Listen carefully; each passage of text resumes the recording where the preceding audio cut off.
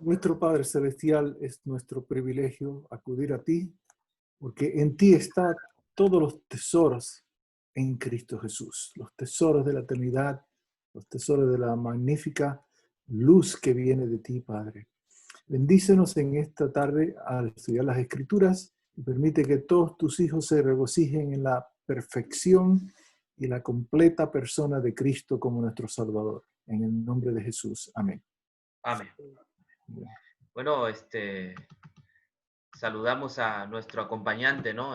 Carlitos Pérez, que también es un expositor que siempre es grato escucharlo. Él va a tener uno de estos días un tema con nosotros, ¿no? Estamos cotejando la fecha. Gracias, Carlitos, por acompañarnos. Y es la primera vez que él va a estar de oyente, ¿no?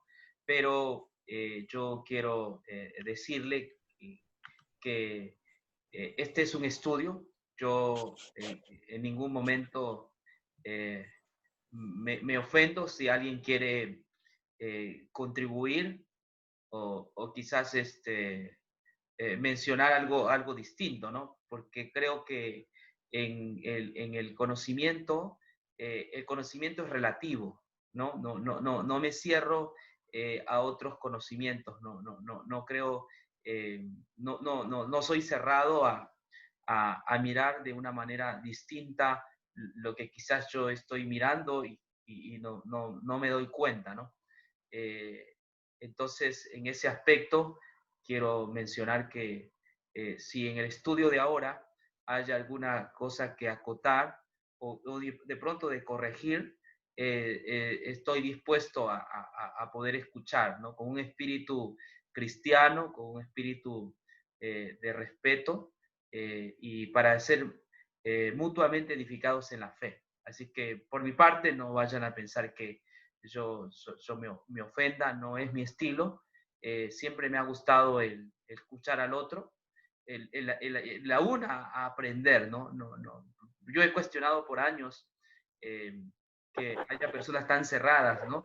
Que uno, por más que le explique las escrituras, entonces las personas se cierran y mueren allí en su ley, aunque estén equivocados, mueren. Y a veces pienso que eso es por un tema más de orgullo. Creo que uno debe estar siempre sensible y dispuesto a escuchar y a ser enseñado, ¿no? Si hay que corregir a alguien, hay que corregirlo con el espíritu cristiano. Bueno, antes de comenzar con el tema, porque todos estos días, yo les voy avisando, vamos a tratar sobre aspectos más morales, aspectos puramente morales, éticos, que tienen que ver con el plano del hogar, de la familia, del matrimonio, del divorcio también, ¿no? Un tema candente aún dentro de la iglesia, ¿no? Cuando hablamos del divorcio, es un tema muy candente en la iglesia, ¿no? Inclusive hay, es punitiva, ¿no? Hay personas que miran este asunto como un aspecto bastante punitivo al punto de escandalizarse, ¿no? Entonces, o otros lo miran como un aspecto muy flexible, ¿no? Es decir, sí, ok, hay que divorciarse así con cualquier cosa que haya, ¿no? Entonces, no se mira de una manera objetiva este tema, ¿no? Por eso estos días van a ser días de reflexión, aunque usted no lo crea, cuando hablamos del matrimonio, del divorcio, o aún también del tema de la fornicación que vamos a tocar esta noche, he visto que generalmente lo que se hace es destruir al que ha pecado, ¿no? Es es condenarlo, llevarlo a un punto de la esfera de la salvación, ¿no? Es excluirlo de la salvación. Así es como se toma estos temas para tristeza, ¿no? Y otros lo toman muy flexiblemente, como es el caso de los corintios, ¿no? Estaban tomando un tema de un caso moral de una manera muy flexible. Yo creo que inflexible, al punto de que no hacían prácticamente nada, más bien ellos lo veían como bueno, tipo de cosas que estaba sucediendo en la iglesia de Corinto. Bueno, en cuanto a esto, tenemos que continuar con el tema. Un mal concepto del Evangelio puede llevarnos a este caso de Corinto. O sea, lo que le estaba pasando a los corintios de permitir un acto de fornicación era porque tenían un concepto equivocado del Evangelio. Recuerdan de que ellos no estaban basándose en el Evangelio, sino habían tomado el Evangelio como una filosofía más, como una corriente filosófica, ya que estos corintianos procedían de los griegos. Entonces, cuando miraban al Evangelio, lo miraban como una corriente filosófica basado solo en un conocimiento, en la sabiduría humana. Allí habían puesto el Evangelio, ¿no? En la filosofía humana o griega. Así es que tenían un concepto equivocado del Evangelio. Un concepto equivocado del Evangelio va a llevar a la iglesia a posiciones, inclusive en la parte moral, de una manera no clara, ¿no? Entonces voy a leer para que ustedes tengan idea de lo que vamos a tratar esta noche. 1 Corintios 5 dice así: se oye como cosa cierta que hay entre vosotros fornicación, y de tal clase que no se da ni entre los gentiles, tanto que alguno tenga la esposa de su padre. Y vosotros estáis hinchados, y no tuvisteis más bien duelo para quitar de entre vosotros al que cometió este ultraje. Por mi parte, aunque ausente en su cuerpo, pero presente en espíritu, como si me hallara presente, ya sentencié al que esto cometió. En el nombre de nuestro Señor Jesucristo, reunidos vosotros y mi espíritu con la facultad de nuestro Señor Jesucristo, entregada tal a Satanás para destrucción de la carne, a fin de que el espíritu sea salvo en el día del Señor. No es buena vuestra jactancia. ¿No sabéis que un poco de levadura fermenta toda la masa? Limpiaos de la vieja levadura para que seáis nueva masa, sin levadura como sois, porque nuestra Pascua, que es Cristo, fue crucificada por vosotros. Así celebremos la fiesta no con la vieja levadura, ni con la levadura de malicia y perversidad, sino con pan sin levadura, pan de sinceridad y verdad. Os escribí en mi carta que no os asociéis con los fornicarios. No me refería a los fornicarios de este mundo, a los avaros, ladrones o idólatras, pues en tal caso sería necesario salir del mundo.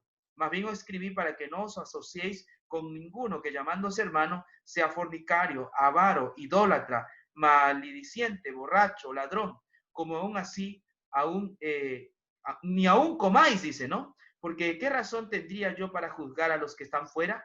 ¿No juzgáis vosotros a los que están dentro? Porque a los que están fuera, Dios los juzgará. Y da pues a ese perverso de entre vosotros. Palabras muy radicales, ¿no? Y hay muchos que se usan este pasaje bíblico para cometer actos punitivos sobre la persona que hace tal situación, ¿no? Al punto que Pablo dice, ni comáis con ellos, ¿no? Pero no solamente dice con el fornicario, porque algunos solamente basan el texto en el tema de la fornicación, ¿no? También hay otros temas allí donde él menciona, por ejemplo, no me refería a los fornicarios de este mundo, a los ávaros, ladrones, están a mitad los ladrones, o idólatras, pues en tal caso sería necesario salir del mundo. Más bien, os escribí para que no os asociéis con quien llamándose hermano sea fornicario, avaro, idólatra, malediciente, borracho, ladrón. Con uno así ni aún comáis. ¿No? Muy radical. En la práctica yo he podido comer con hermanos, cuando yo era pastor en un pueblito de Perú, he podido comer con hermanos borrachos, ¿no? He tenido que visitarlos y comer con ellos y explicarle el Evangelio. Y Pablo aquí como que parece ser muy radical, ¿no? En este tipo de cosas. Para eso hay que ver un poco el contexto en el cual Pablo está escribiendo, porque hoy día tú puedes expulsar a alguien de la iglesia, sencillamente se va a otra iglesia y se congrega. Así que el tema tiene que ver en su contexto histórico, ¿no? De ese momento. Entonces hay que saber cómo leer las escrituras de una forma de que no podamos nosotros hacer de leyes que son locales, hacer leyes universales. ¿Me entiende? Hay leyes que evidentemente en la iglesia cristiana eran locales, pero no necesariamente eran leyes universales para para todo el mundo, ¿no? Para todas las iglesias del mundo. Pero vamos un poquito a mirar esta ilustración o este tema que Pablo ya lo ha juzgado. Pablo ha juzgado este tipo de cosas. Anteriormente habíamos visto que Pablo decía que no debemos juzgar. ¿Se acuerdan, no? En el capítulo 5 habíamos visto que Pablo decía, el 4, perdón, ¿no? Pablo hablaba de que no debíamos nosotros juzgar. Sin embargo, aquí Pablo está juzgando a una persona. Pero este juzgamiento no tiene que ver con ese juzgamiento hipócrita, ¿no? En el sentido de sentirse superior al otro, en el sentido de sentirse más espiritual que el otro. Tampoco el hecho de que yo esté cometiendo lo mismo y esté condenando a la otra persona por lo mismo, ¿no? Ese no es el tema. Aquí lo que está pasando es que los corintios sabían de un problema que había estado afectando a la iglesia por años y los hermanos de Corinto no estaban haciendo prácticamente nada, ¿no? Por eso dice, se oye como cosa cierta que hay entre vosotros fornicación y de tal clase que no se da ni aún entre los gentiles, tanto que alguno tenga la esposa de su madre. O sea, este problema moral era público. Todos los hermanos lo sabían en la iglesia y nadie prácticamente hacía nada. Más bien ellos aplaudían, o sea, veían esto como una conquista, ¿no? Este es nuestro concepto filosófico, ¿no? Creemos en un tal Jesús, creemos en su evangelio, pues es el concepto filosófico que ellos tenían, creemos en la sabiduría que nos viene a través de él y en esa libertad. Para nosotros, estas situaciones morales no es un asunto importante, más bien queremos señalar que así es como nosotros vivimos, ¿no? Por eso más abajo dice el 2, y vosotros estáis hinchados y no tuvisteis más bien duelo para quitar de entre vosotros al que cometió ese ultraje. Entonces, más bien los corintios estaban hinchados, es decir, envanecidos. Ellos aplaudían este acto, para ellos era como una conquista, es decir, estaban permitiendo que este asunto sea una norma, es decir, algo común, normal, que no hay problema. ¿Cuál era el caso? Es decir, que alguno de estos hermanos corintianos estaba conviviendo con su madrastra, ¿no? Eso es lo que puedo ver aquí, ¿no? Es decir, esta era esposa de su padre. No sabemos que si se separó y luego él ingresó con esta señora. No sabemos el caso, o de pronto estaba con el papá y él también estaba con esta mujer, ¿no? No me queda claro el tema, pero lo que sí veo allí que era una especie de incesto, ¿no? Estaba prácticamente conviviendo con su madrastra, ¿no? Un hombre en esta situación. Y la iglesia, pues, veía este caso como algo bien, es decir, lo veía con buenos ojos, aplaudía esta situación y nadie hacía prácticamente nada. Yo les dije que esto se debe a su concepto del evangelio. Es decir, un mal concepto del evangelio puede llevarnos a éticas equivocadas y extrañas como esta. Los hermanos de Corinto tenían este problema, veían el evangelio como un asunto, como una corriente filosófica más, como las que ya tenían los filósofos, ¿no? Tenían muchas escuelas de pensamiento, escuelas filosóficas, y para estos hermanos de Corintios el evangelio pues era otra escuela filosófica, ¿no? Y ahí ellos añadieron algunas cosas que dice que ni aún se oye entre los mismos gentiles, es decir, hasta los gentiles quedarían horrorizados con esta situación. Se refiere a personas que no son, que no se congregan en la iglesia, ¿no? Entonces, a Pablo le preocupa tal situación que la iglesia no haya hecho prácticamente nada. Tampoco es que se hicieron de la vista gorda, sino que ellos estaban valorizando esto. Para ellos eso era algo bueno. Está bien, nosotros somos hermanos que creemos en el amor, somos muy amorosos, así es que está bien, hay que permitir que esto sea así, ¿no? Entonces, por eso Pablo dice, y vosotros estáis hinchados y no tuvisteis más bien duelo para quitar de entre vosotros al que cometió ese ultraje. aquí de duelo habla de sentir tristeza. En lugar de sentir tristeza por tal situación, ¿no? Preocupante de doble moral, porque era una doble moral, los hermanos, en lugar de sentir tristeza, estaban hinchados, es decir, envanecidos. Es decir, no habían tomado las correcciones. Ahora, a la iglesia le ha ido mal, yo paro aquí, siempre cuando se trata de disciplina, ¿no? No sabemos cómo actuar. A veces parecemos policías, ¿no? Tratando de buscar el mínimo error para borrar al hermano de la iglesia, expulsarlo. Por otro lado, hay iglesias, ¿no?, como la de Corinto, que son demasiado liberales, que esto permiten, ¿no? Sé que hay iglesias hoy en día que aplauden el homosexualismo, ¿no? Lo ven con buenos ojos. La pastora de Escocia es lesbiana, ¿no? Y bueno, es la pastora en Escocia. Perdón, en Suecia, ¿no? Y es lesbiana. Así que como que la iglesia ha llegado a socavar los principios cristianos y ha metido, pues, principios no cristianos a la iglesia y se le ve bien, ¿no?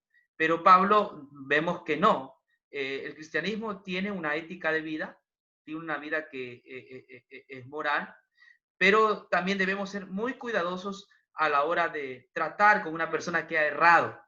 No podemos ser drásticos, no podemos ser punitivos. En esta lección vamos a aprender que toda disciplina siempre es redentiva. El objetivo de una disciplina es poder redimir a la persona, ayudarla a salir de esta situación. Otra cosa más que hay que señalar, aquí no estamos hablando de un caso de un hermano que cayó, ¿no? Que cayó en pecado y que luego se arrepintió. No, ese es el tema. Estamos hablando de un hombre que lo tenía como práctica. Había pasado mucho tiempo y normal, estaba en esa situación, ¿no? Por eso dice aquí, miren, 3. Por mi parte, aunque ausente en su cuerpo, pero presente en espíritu, como si me hallara presente, ya sentencié al que esto cometió. O sea, Pablo dice, mira, yo ya di un dictamen, él está usando su autoridad apostólica, es decir, no estoy de acuerdo, ¿ya? Es un asunto que no se debe permitir en la iglesia. Entonces, Pablo está utilizando su autoridad apostólica y mencionando su desacuerdo y que la iglesia debe debe enmendarse, debe corregir esta situación. No deben estar cruzados de brazos o aplaudiendo tal acto, porque la iglesia cristiana no vive ese tipo de vida, ¿no? Así es que hay que hacer algo. Y Pablo está instando a la iglesia a que debe tomar una decisión. Él ya la tomó como apóstol, como autoridad que es. En tal caso, Pablo está diciendo de que él sea aislado de la comunidad. No apedreado, porque en esa época lo que hacían era apedrearlo, ¿no? No, él debe ser aislado de la comunidad. ¿Por qué estaba con la práctica? Este hombre creía que lo que estaba haciendo era algo normal, la iglesia también, o sea que lo que se estaba haciendo era correcto. Ese es el problema que está pasando, ¿no? ¿Qué más? Entregar a Satanás para destrucción de la carne, a fin de que el espíritu sea salvo en el día del Señor. Está claro, aquí le está diciendo, exclúyanlo de la comunidad, por la razón de que él cree que es una práctica normal, ¿no? No se refiere a un hermano que fue y pecó, viste, y tuvo una caída, no. Estamos hablando de una persona empecinada que cree que lo que está haciendo es correcto. Y la iglesia también avala esto, porque la iglesia cree que eso es parte de la normalidad. Por esa razón ellos estaban envanecidos con este tema, ¿no? Entonces, él le dice, mira, entregada a Satanás para destrucción de la carne, a fin de que el espíritu sea salvo en el día del Señor. Y aquí está, Pablo quiere que ese hombre que cometió tal situación sea salvo. O sea, es una disciplina con el objetivo de corregir a tal persona. No es destructiva, ¿no? No está diciéndole de que está fuera de la salvación, que está perdido, sino que está mencionando que aquella disciplina que le va a poner la iglesia le va a ayudar al hermano a reflexionar, a decir, mira, no es correcto lo que estoy haciendo. O sea, la disciplina aquí podemos ver que es correctiva, ¿no? Entregar a Satanás es como simbólico, ¿no? Es decir, separarlo de la congregación, separarlo de la asamblea, ¿no? Es más o menos así. Y dice 6, no es buena vuestra jactancia. ¿No sabéis que un poco de levadura fermenta toda la masa? Ellos estaban jactando, o sea, era como un trofeo de victoria. Estaban aplaudiendo a este tipo de actos. Y pues la Biblia no está de acuerdo con este tipo de actos. El cristianismo tiene sus principios, tiene sus valores, pero siempre cuando vayamos a disciplinar a alguna persona, vayamos a tomar correctivos, debemos recordar que el objetivo de la iglesia no es punitivo, no es tratar de dañar a la persona, sino es ayudarle a corregir este tipo de situación. Gálatas dice, con espíritu de mansedumbre, nosotros debemos restaurar al que ha caído. Pero a la iglesia le cuesta, muchas veces en lugar de ir con espíritu de mansedumbre, restaurar, hemos utilizado estos pasajes crudamente, ¿no? Entonces hay gente que dice, no, yo no sé comer vegetariano, ¿no? Yo sé comer carne cruda, ¿no? Entonces utilizan esta situación de una manera cruda que al finalmente lo que hacen es herir a las personas que han caído, ¿no? Este es un caso que tiene que ver, repito, con prácticas, no tiene que ver con una caída de algún hermano o hermana por allí, como los que pasa, sino que estamos hablando de un hombre empecinado en esta situación. Volvamos al 5. Se oye como cosa cierta que hay entre vosotros fornicación y de tal clase que no se da ni entre los gentiles, tanto que alguno tenga la esposa de su padre. Es decir, el acto estaba allí. No es que un hermano cayó y se arrepintió. Estamos hablando de que esto lo estaba haciendo repetitivamente y para él era normal y la iglesia veía como un asunto de trofeo. ¿Sí? Así estaba la situación. La iglesia de Corinto, por mirar el evangelio como una corriente filosófica nada más y no como la verdad de Dios, entonces también se hicieron ciertas libertades que no estaban correctas, ¿no? Por eso Pablo les dice más abajo, limpiaos de la vieja levadura para que seáis una nueva masa sin levadura, como sois, porque vuestra Pascua, que es Cristo, fue crucificada por vosotros.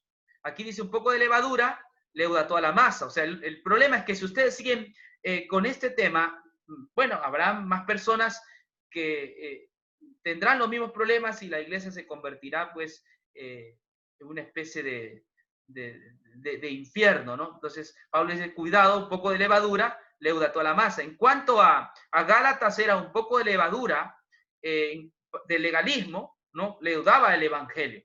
Y esto de acá podía afectar a la iglesia más en sus principios éticos, ¿no? Es decir, bueno, en la iglesia se permite esto, es un modo vivendo, no hay problema, todos podemos vivir así que puedo tener relaciones con mi madre o con mi madrastra, así que no hay ningún problema, ¿no? Entonces, no es así, ¿no? Eso no es así. ¿Qué más dice el 9? Os escribí en mi carta que no os asociéis con los fornicarios. No me refería a los fornicarios de este mundo, a los ávaros, ladrones o idólatras, pues en tal caso os sería necesario para salir del mundo. Más bien os escribí para que no os asociéis con quien llamándose hermano sea fornicario, ávaro, idólatra, maldiciente, borracho, ladrón. Con uno así ni aún comáis. Aquí cuando dice no os asociéis, se está mencionando Pablo a que no debemos nosotros pensar de la misma manera. No debemos nosotros avalar ese tipo de situación, ¿no? Aceptar ese tipo de cosas, ¿no? A eso se refiere no juntéis, al hecho de decir, bueno, comparto esa idea, estoy de acuerdo con eso. No, la iglesia cristiana no está de acuerdo con este tipo de cosas. Algo más que rescatar aquí, la palabra fornicación, por años se ha creído que es solamente relaciones extramatrimoniales o antes de casarse, ¿no? Que los que fornican son aquellas personas que no están casadas. No es así. la palabra fornicación viene del griego porneia, quiere decir cualquier acto ilícito y cualquier desviación sexual. Eso es fornicación. Por ejemplo, ver pornografía es fornicación. Hay parejas, ¿no?, que están juntas y ven pornografía. Eso es fornicación. Eso es fornicación, ¿no? Eso es fornicación. Así que fornicación tiene que ver con toda, de darle al sexo un uso incorrecto. Lesbianismo también es fornicación. Homosexualismo también es fornicación. Cualquier acto inmoral es fornicación. El adulterio también es fornicación, porque viene de la palabra porneia. Entonces, en resumen, porneia es cualquier desviación sexual, darle al sexo un uso que es ilegítimo. Eso es fornicación. Me gusta porque es una palabra más rica y más amplia, ¿no? El detalle es que Pablo está diciendo que hagan algo, que tienen que hacer correctivos, tienen que tomar cartas en el asunto y deben disciplinar a esta persona. Aquí no está hablando de la disciplina en el sentido bíblico, ¿no? De la disciplina. No como se cometía antes, ¿no? Una disciplina de borrarlo, y de aquí 1 año o 2 años, porque así más o menos se sentenciaba una persona, entonces la persona podía rebautizarse y volver al seno de la iglesia. Esas cosas no son bíblicas. Aquí está hablando de un hombre que hacía esto como modus vivendi, como práctica. Entonces había que separarlo de la congregación porque él creía que eso estaba bien y ya era su práctica, su modus vivendi, repito. Entonces había que separarlo, o sea, darle un escarmiento, ¿no? Es decir, hermano, entre nosotros no creemos en tal situación, entonces no estamos de acuerdo, así es que aislarlo de la congregación de esa época, ¿no? Ahora estamos viviendo en otro momento de la cultura, una persona puede tranquilamente ser separada de las actividades de la iglesia, pero puede reunirse para escuchar la palabra de Dios. En el tiempo de los apóstoles, usted sabe que la iglesia más o menos se reunía clandestinamente debido a las persecuciones que había, ¿no? Así que hoy día no, debido a la libertad, la persona puede, si usted disciplina a una persona en una iglesia, ¿sabe lo que hace? Se va a otra iglesia y punto, ¿no? Y hay iglesias hasta ahora que disciplinan a alguien y los botan de la iglesia, es decir, le cierran la puerta del lugar de reunión, ¿no? Tomando este pasaje como literalmente, ¿no? Hay que entender el contexto, el momento era otro. Hoy no, hoy cualquier persona que es disciplinado, yo he visto, me consta, lo disciplinan en la iglesia A, él se va y se reúne en la iglesia B, asunto solucionado, ¿no? Entonces, la idea de esto es utilizar la disciplina como correctivo. Entonces, la iglesia debe buscar una manera de disciplinar que sea como correctivo, de ayudar a la persona, no de destruir, no de hacer actos que sea punitivo. Estamos en contra de este tipo de cosas, pero hay que hacerlo con sumo cuidado. Pero esto no se aplica, hermanos, esto no se aplica para un hermano que cayó y que luego se arrepintió. No se aplica. Es más, este hombre que está aquí en Corintios 5, en 2 de Corintios, cuando estudiamos, se arrepintió. Y Pablo, ¿sabe lo que dice? Que vuelva a la congregación. ¿Ah? Que vuelva a la congregación, que vuelva a la congregación. Es que es así, ¿no? Lamentablemente nosotros no hemos podido realizar este tipo de cosas, ¿no? Yo creo que hay que entender 2 cosas. El acto como práctica, y el otro es una caída, ¿no? Cualquiera de nosotros, por más cerca a Dios que esté, cualquiera de nosotros puede caer. Sí, cualquiera de nosotros puede caer, nadie está libre de esto. El tema es agarrar este asunto como práctica y enseñar que esto es normal y practicarlo. Eso no es así, ¿no? caída, pues el rey David tuvo su caída, me comprende, y el Señor lo restauró y lo salvó. Este hombre también tuvo una caída y creyó que eso era su modus vivendi.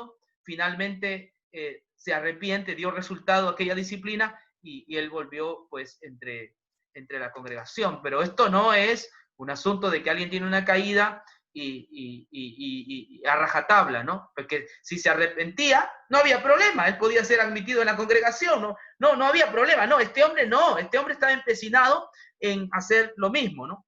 Y creía que eso era un hábito, que era aprobado por Dios y que estaba correcto, ¿no? Bueno, alguien me hizo una pregunta, Corintios 5:5, gracias. Entregad a tal a Satanás para destrucción de la carne, a fin de que el espíritu sea salvo en el día del Señor. Es decir, aquí la palabra, por eso es figurativamente, entregar a Satanás quiere decir aislarlo de la congregación. O sea, la congregación debe dar su punto de vista con amor, con cariño, y decir, bueno, no es la práctica cristiana, así que hermano, si tú crees que esto es tu modo vivendo, pues separarlo, no estamos de acuerdo con esta situación. Había que separarlo. Eso es entregar a Satanás, es decir, que vaya fuera de la iglesia, que experimente allá. Y claro, fuera de la iglesia este hombre fue meditando, extrañaba seguramente la coinonía, la amistad de los hermanos, se recordaba del hermano tan bondadoso, se acordaba de la palabra, y el hombre vuelve a la congregación y se arrepiente, ¿no? Entonces, es lo que dice, pero a veces cuando leemos muy literalmente, somos duros, ¿no? El objetivo de esta disciplina era que él recapacite, él reflexione y vuelva, y asunto terminado. Y asunto terminado, ¿no? A veces las cosas son sencillas, sino somos nosotros los que somos muy, ¿sabes qué? Muy duros. La iglesia ha sido muy dura en tratar con los pecadores. Hemos tomado le hemos quitado el trabajo a Satanás, ¿no? Y entonces en lugar de eso lo que hemos hecho es condenar al hermano. Yo veo en Facebook, en YouTube, cómo algunos líderes de la iglesia la gente los hace pedazos, ¿no? Como si fueran delincuentes, como si fueran la peor lacra, ¿no? Y yo no puedo pensar que esas palabras salgan de la boca de los cristianos, ¿sí? O sea, lo que votan es un espíritu de odio, un espíritu de rabia, un espíritu de venganza. Eso Pablo no está diciendo de que odien a este hermano, que le digan las cosas con rabia, con enojo. No, creo que Pablo es muy sencillo aquí. Simplemente está pidiendo que lo separen. Eso es todo. Para que sea salvo, para que él reflexione. Y hermanos, él reflexionó y volvió a la iglesia, porque el plan de toda disciplina es redentiva. Jamás de los jamases es destructiva. La disciplina destructiva es la disciplina del diablo. Esa disciplina es de Satanás. La Biblia dice que él ha venido a acusar, él ha venido a condenar. La iglesia no es condenadora. La iglesia restaura vidas, la iglesia restaura personas. La iglesia es una iglesia que en el nombre del Señor predica el perdón de los pecados. En el nombre del Señor predica la justicia de Cristo.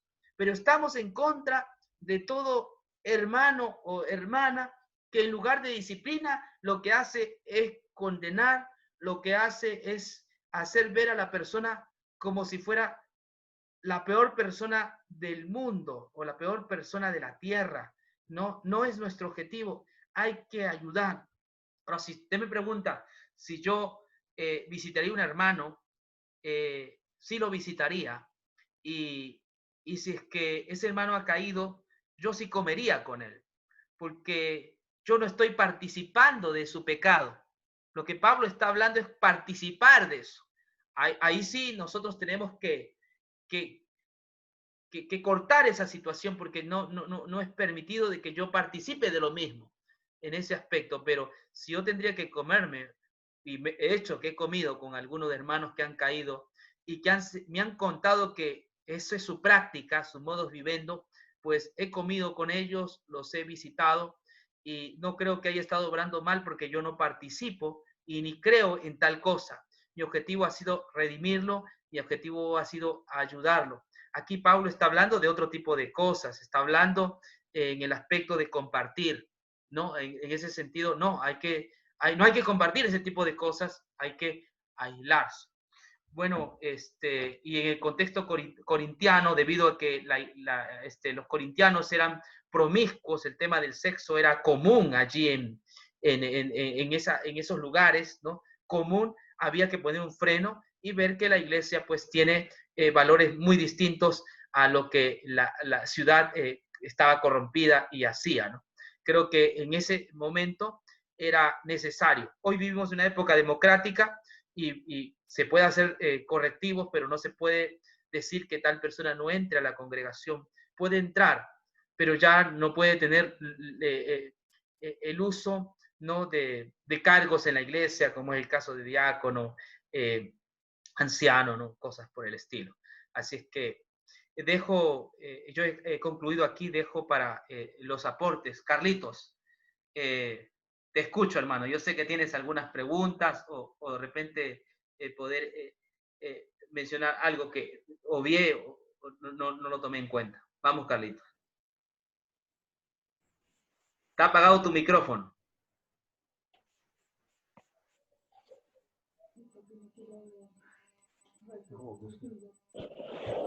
Lo volviste a apagar, ya. Lo vuelves a apagar. No tengo nada que añadir. Okay.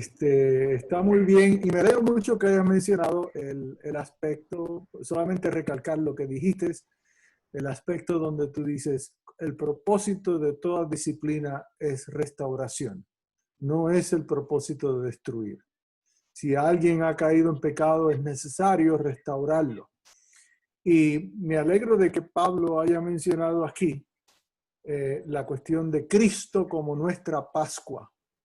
Cristo es la sangre de la Pascua que ya fue ofrecida, sacrificado por nosotros, el que se puede poner sobre el dintel de nuestra puerta y por el cual el ángel de la destrucción no viene sobre nosotros.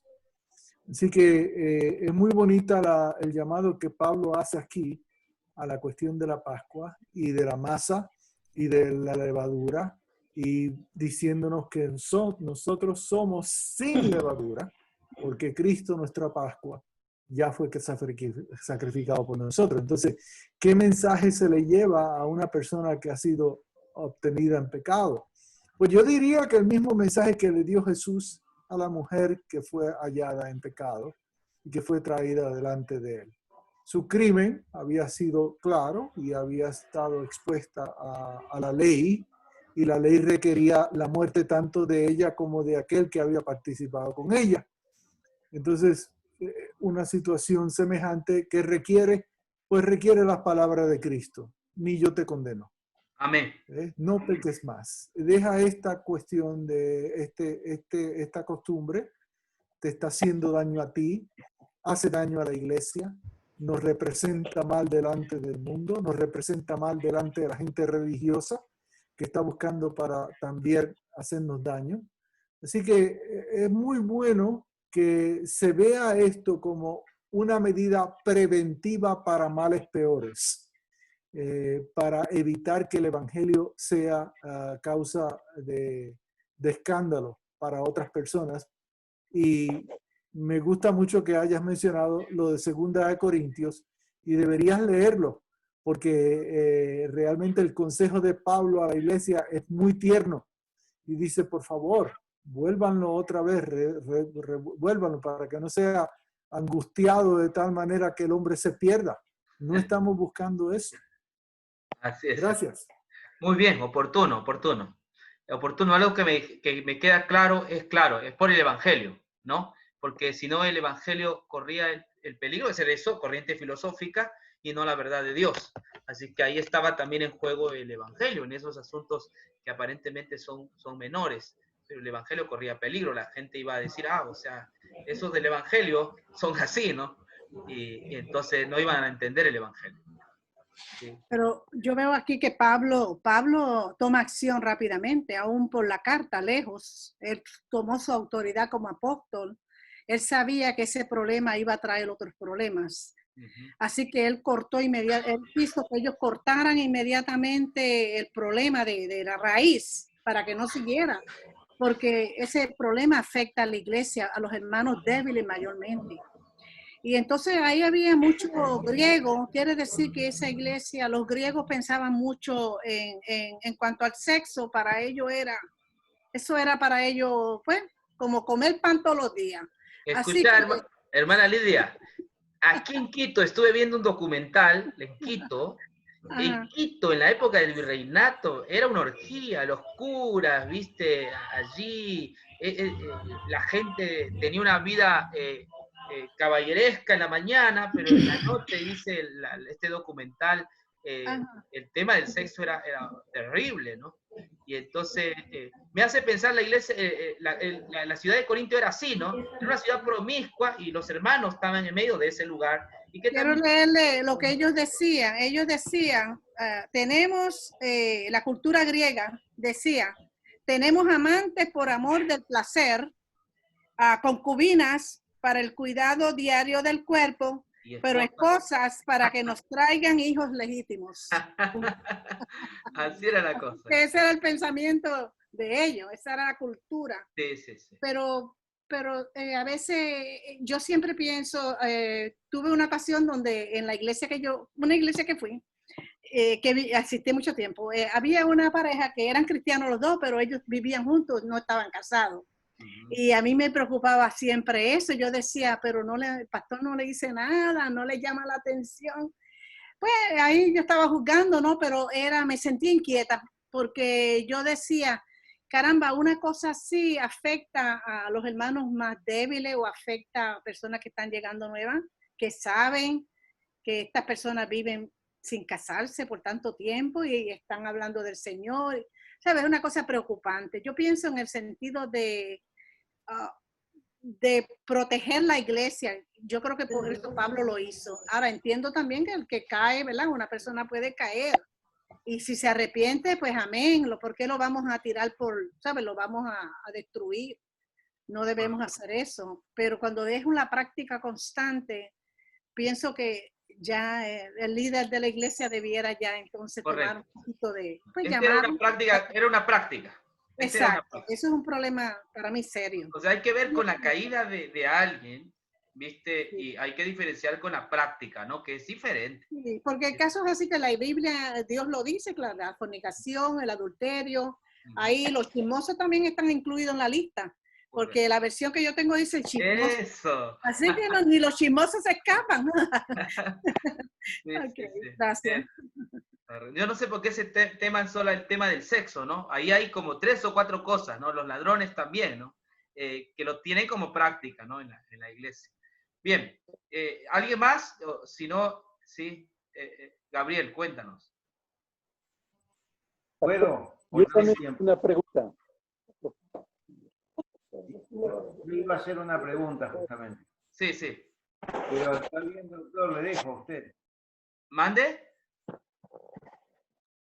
¿Hay otro que quiera hacer otra pregunta? A ver, déjame ver, un ratito. A ver, ¿quién quiso hacer una pregunta? ¿Alguien quiso hacer una pregunta? Sí, pero yo... Doctor Ruilova, sí, lo escucho. Pastor, buenas noches. Buenas noches. En el versículo 5 dice, sea entregado a Satanás para la destrucción de la carne, a fin de que el espíritu sea salvo en el día del Señor Jesús. Esa parte no la entiendo, pastor. Bueno, creo que sí le expliqué. Es metafórico, está diciendo, o sea, sáquenlo de la congregación, que vaya al mundo, o sea, que viva la vida que quiere vivir, ¿no? La vida mundana.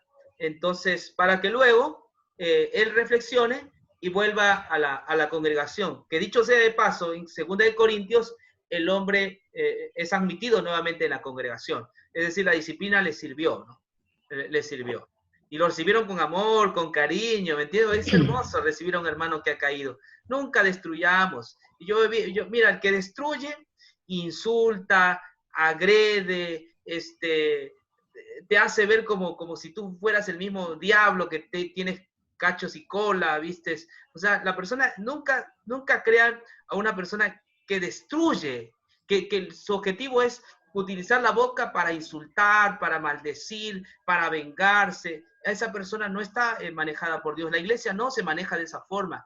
La iglesia tiene correctivos, pero todos los correctivos se hacen con amor, con cuidado, ¿no? Y si hay alguien que practica este tipo de cosas, pues como iglesia, con amor y con cariño, le cortamos todos los cargos, ¿me entiende?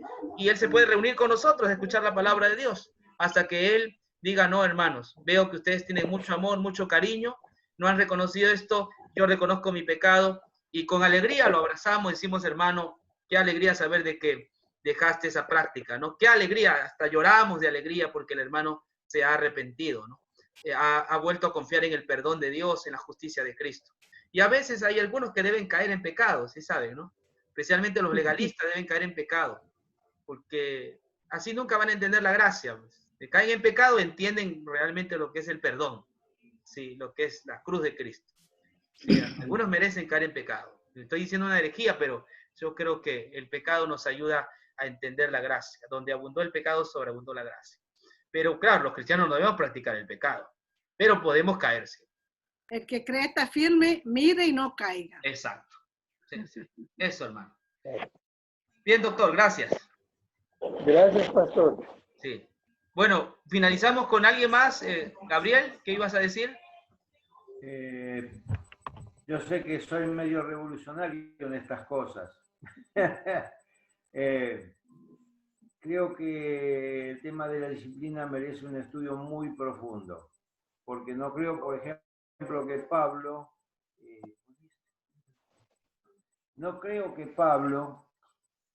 pasara por alto los pasos que da Jesús en Mateo 18, por ejemplo. Ah, no. Entonces, pareciera por la lectura que él conoce algo que no está escrito, algo que pasó que no está escrito. Correcto. Y da alguna indicación que saltea lo que Jesús enseña. Pero hay que ver si en la práctica se había salteado, no en la escritura. No. ¿Entiendes? Yo digo, lo segundo, si alguien nos... Voy a hacer una pregunta revolucionaria. Ya. ¿Por qué Dios no quiere la fornicación en su iglesia? ¿Por qué? Porque nosotros decimos al hermano, mira, acá está escrito que está prohibido. Y el hermano dice, ¿por qué está prohibido? ¿Cuáles son las razones? Porque Dios no lo hace de caprichoso.